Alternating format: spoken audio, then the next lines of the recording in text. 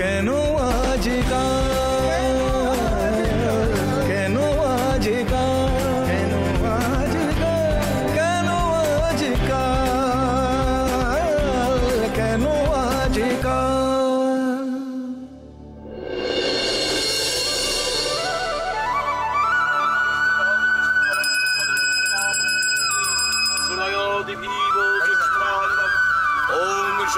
সৌমজমকাল সন্ধে ভূতান হোক্কমা পবন দিক্পতি ভূমিরাকাশং খচরামন ব্রহ্মং শাসনমস্তায় কল্পদ্যবিহং অয়মারম্ভং শুভায়ং ভবতু কালী কালী মহাকালী কালীকে পাপহারিণী ধর্মার্থ মুখ্যায় দেবী নারায়ণী নমস্তুতে মহিষগ্নি মহামায়ে চামুণ্ডে মুণ্ডমালিনী আয়ুরারোগ্য বিজয়ং দেহি দেবী নারায়ণ যমুনী চৈব গোদাবরী সরস্বতী নর্মদে সিন্ধু কাবেরী জলেক্ষ্মীং সন্নিধিং কুরু পুষ্প পুষ্প মহাপুষ্পে সুপুষ্পে পুষ্প সম্ভাবে জয়ামুখীর্ণে ফট স্বাহা মা দক্ষিণঙ্কারী নারায়ণী নমস্তুতে ওম জামাই বাবা কতক্ষণ এখানে তুমি? এই তো একটু আগে এলাম। তা রাশিমা আসেনি? হ্যাঁ ও এসেছে, ও গাড়িতে বসে আছে, শরীরটা খুব একটা ভালো নেই, আমি বললাম গাড়িতে বসো। আর আমি বললাম আমি গিয়ে মায়ের দর্শন করে আসি। বেশ করেছো জামাই বাবা, বেশ করেছো। দেখছো না গ্রামের প্রতিটি মানুষ মাকে দর্শন করে যাচ্ছে যাতে এই বিক্রমপুরে শান্তি ফিরে আসে। আগ্নেয়গিরি মাঝে মাঝে হলেও পাহাড় তো আপনার সবসময় শান্ত থাকে, তাই না ঠাকুরমশাই? প্রকৃতি শান্ত থাকলে কি হবে? মানুষ তো এখানে অশান্ত হয়ে গেছে। আগুন লাগাতে কতক্ষণ? ওই আগুন নেভাতেই তো এসেছিলাম, কিন্তু জলের পাইপ বার করতে না করতেই দমকলের গাড়িটাই চুরি হয়ে গেল। ঠিক বুঝলাম না। হ্যাঁ ও ছাড়ুন, ও কিছু নয়। আচ্ছা তোমার হাত পা এগুলো কাটলো কি করে? না মানে আমি বলছি, আমরা এখানেই আসছিলাম তো মাঠে ছেলেদের ছোঁয়াছুঁই খেলতে দেখে ও খেলবে ঠিক করে। অভ্যেস না থাকলে হাতটা তো কাটবেই, তাই না ঠাকুরমশাই? মা আমাদের গ্রামের লক্ষ্মী, যখন তুমি খেলা করবে না ওকে সঙ্গে নিয়ে খেলা করো, দেখবে কোনো অসুবিধে কিছু হবে না, বিপদ হবে না। লক্ষ্মী আর হতে পারলাম কোথায়, সব জায়গায় তো অলক্ষ্মীরই ছাপ। অমন কথা বলিস না মা, অমন কথা বলিস না। আমি জানি এই গ্রামের অনেকে অনেক কটু কথা বলে, কি যায় আসে, কিন্তু আমার মা আমাকে বলে তুই আর তোর শ্বশুর বাড়ি এই গ্রামবাসীর তুই কোনো ক্ষতি করতে পারিস না। আমি তো কোনো ক্ষতি চাই না, কোনোদিন চাইও নি, তাহলে আমার ক্ষতি কেন হয় ঠাকুরমশাই? বুঝেছি, তোদের দুজনের মন অশান্ত হয়ে উঠেছে। জামাই বাবাজি, মায়ের এই আশীর্বাদী সিঁদুরটা তুমি রাশির কপালে পরিয়ে দাও। পরিয়ে দিলে রাশির মাথাও ঠান্ডা থাকবে, এই গ্রামও ঠান্ডা থাকবে। এসো।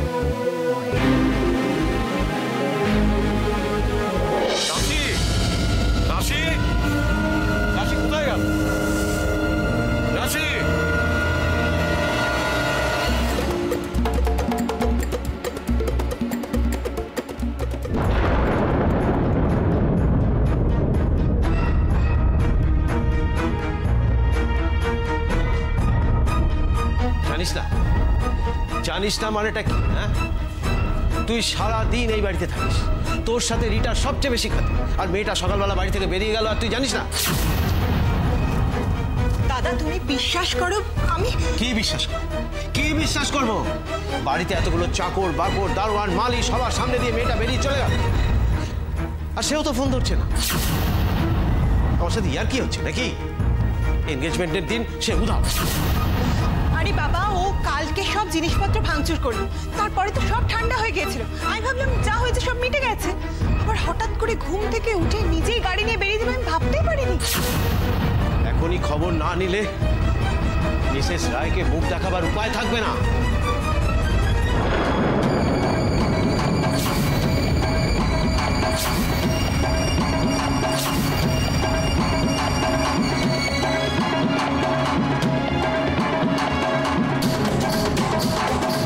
এই যে ব্যাপারটা কি, কোথায় গিয়েছিলে?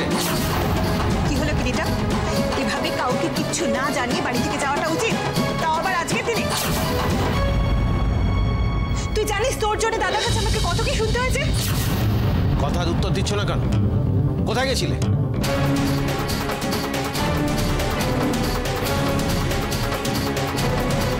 রিটা, রিটা, আমি একটা কথা জিজ্ঞেস করছি কিন্তু রিটা, রিটা, কি হলো কি রিটা?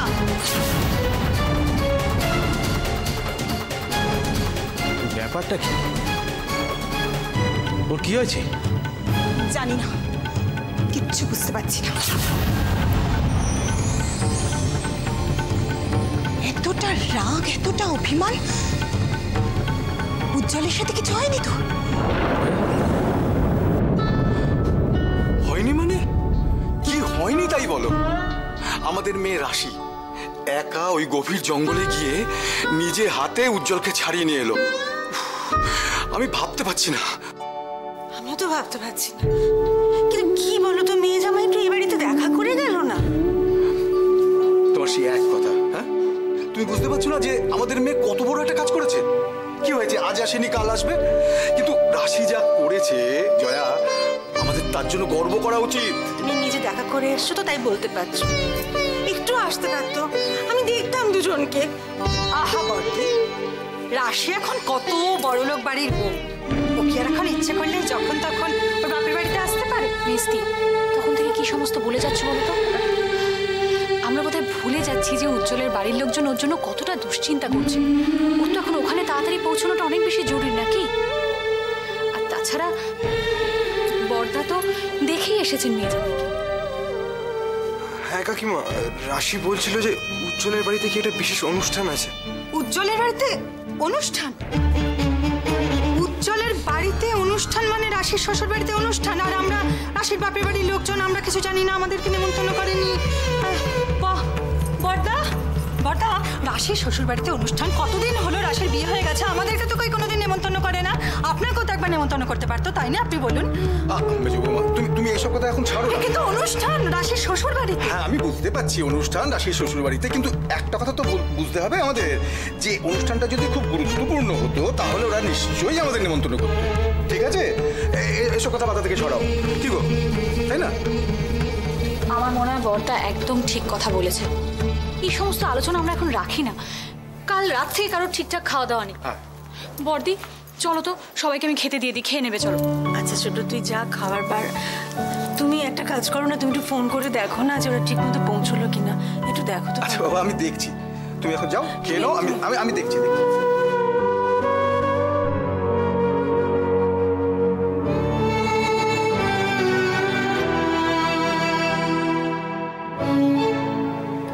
জয় রাধা মাধব। যাই হোক, ওদের দুজনকে ভালো রেখো না।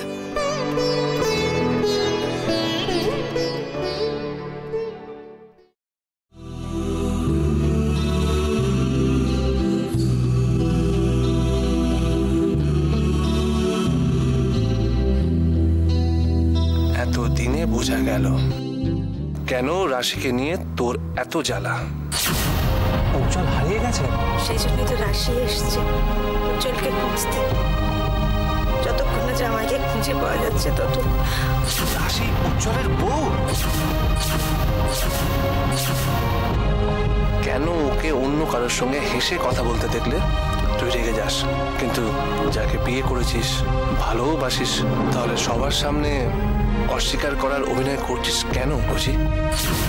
আর রিটা, ও কি সব জানে? নাকি রাশির মতো রিটার জীবন নিয়ে তুই ছিনিমিনি খেলছিস?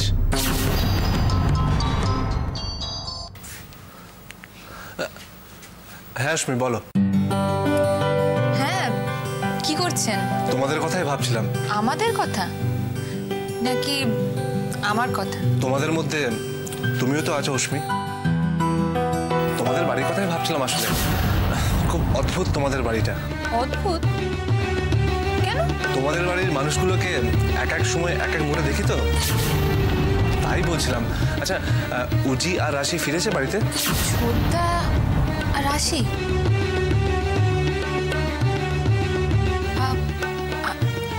আপনি কি করে জানলেন? কামান অশ্মি, উজি আমার বন্ধু, আর এই খবরটা আমি জানবো না? অ্যাকচুয়ালি আমি কোনো ব্যাপারে যখন জানতে যাই তখন কারো না কারো হেল্প আমি পেয়েই যাই। যেমন তুমি নিজের অজান্তেই কতটা হেল্প করেছো জানো? আমি আবার কখন আপনাকে হেল্প করলাম? করেছো অশ্মি, অনেক হেল্প করেছো। এনিওয়ে, উজিরা বাড়িতে ফিরলে আমাকে একটু জানিও প্লিজ, আমি খুব চিন্তায় থাকবো। জানাবো। Thank you Ashmi, bye by.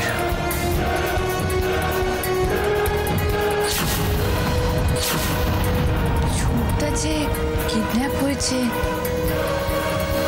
রাশির কথাটা আমি তো দেবকে কিছুই বলিনি।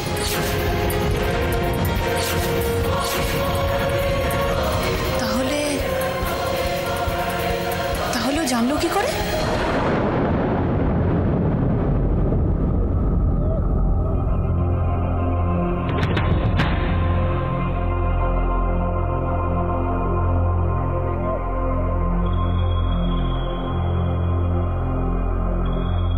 আর কত দেরি করবে উজি?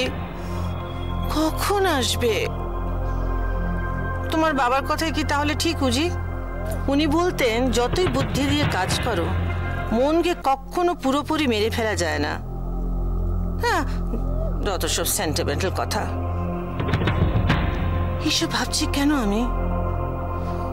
উজির কথা ভেবে ভেবে কি আমি নিজেও দুর্বল হয়ে পড়ছি?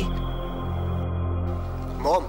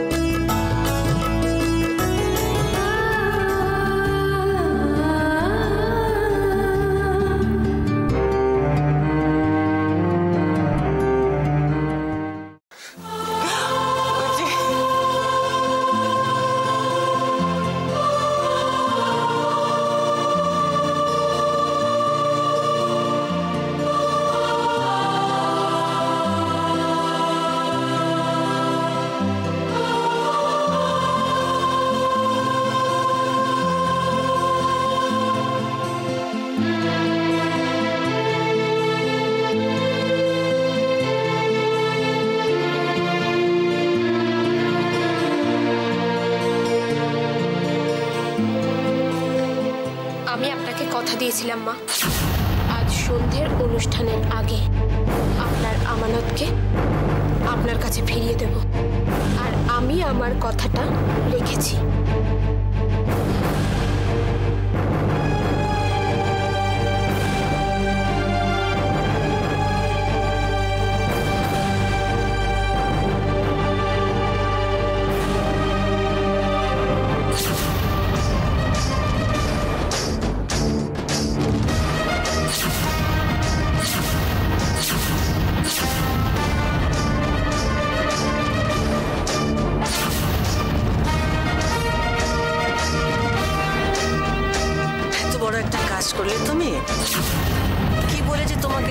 ধন্যবাদ আমি জানাবো? এত বড় একটা কাজ করেছো, তার একটা মূল্য তো তোমার প্রাপ্য নিশ্চয়ই।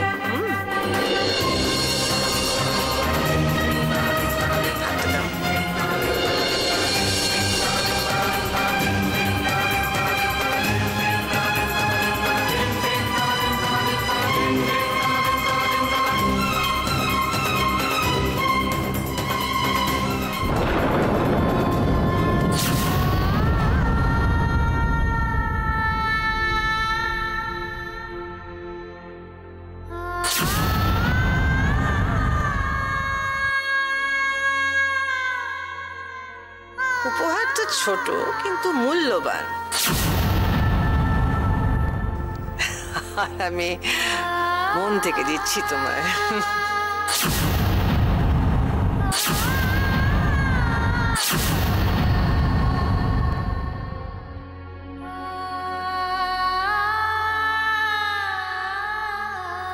আপনি কাউকে সঠিক মূল্য দিয়েছেন কোনোদিন? বিক্রমপুরের এই মেয়েটাই একদিন আপনার ছেলের হাত ধরে এক মাথা সিঁদুর নিয়ে এই রায়বাড়িতে এসেছিল। এখনো পর্যন্ত তাকে এই রায়বাড়ির বউয়ের সম্মান দিয়েছেন আপনি?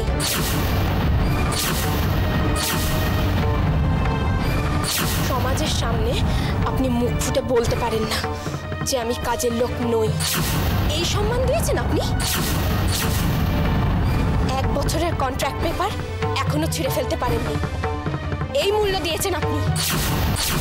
ঘরে স্ত্রী থাকা সত্ত্বেও অন্য জায়গায় ছেলের বিয়ের ব্যবস্থা করেছেন, এই মূল্য দিয়েছেন আপনি। যেদিন মন থেকে আপনি আমাকে এই রায়বাড়ির বউয়ের সম্মান দেবেন, সেদিন আপনার সমস্ত উপহার আমি গ্রহণ করব। আজ আপনাকে উপহার দেওয়ার দিন, নেওয়ার নয়।